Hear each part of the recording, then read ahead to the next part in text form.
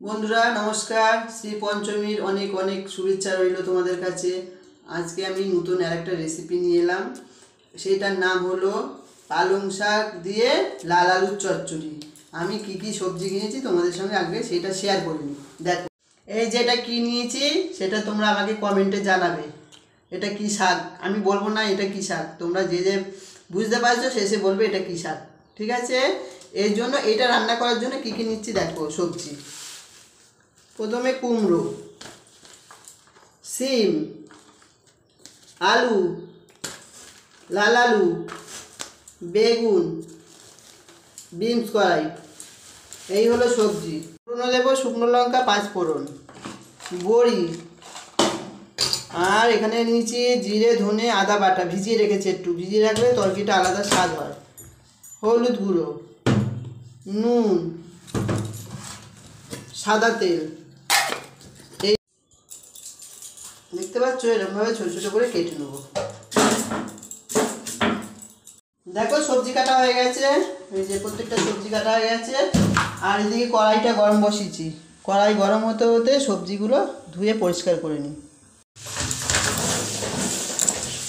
কড়াই গরম হয়েছে, পরিমাণ মতন তেল দিয়ে দিলাম। আর এদিকে বড়িগুলো ভেঙে নিই, তেল গরম হতে হতে বড়ি কটা ভেঙে নিই। আজকে শাক চচ্চড়িটা অন্য স্বাদের, অন্য পদ্ধতি করব। এইটা যে ঠাকুরের রাস্তায় তোমরা ভোগ খাও না, সেই ভোগের মতন করবো তরকারিটা। বড়িটা হালকা ভেজে নেব, হয়ে গেছে।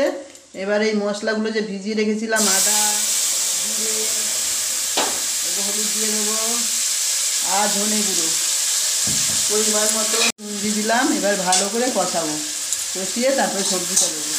মশলায় কেমন তেল ছেড়ে গেছে, তার মানে আমার মশলা কষে গেছে। এইবারে আমি সবজিটা দিয়ে দেবো। কাটা রাখা শাকটা দিয়ে দেবো, মানে কেটে রাখা শাকটা দিয়ে দিলাম।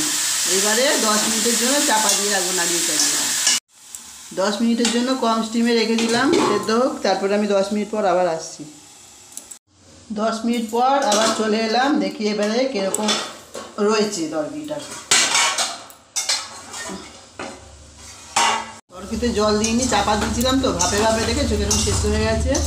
এবার আমি তরকারিতে একটু মিষ্টি দেবো, মিষ্টি মানে চিনি দেবো।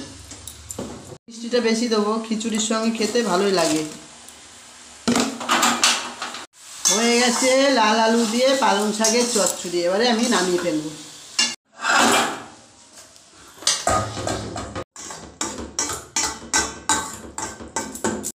নমস্কার বন্ধুরা, আবার তোমাদের সঙ্গে আমার পরে দেখা হবে। আর তোমরা আমার চ্যানেলটা সাবস্ক্রাইব শেয়ার করে দাও। আর এরকমভাবে ঠাকুরের ভোগের তরকারিটা করো, খেতে দারুণ হবে। টাটা।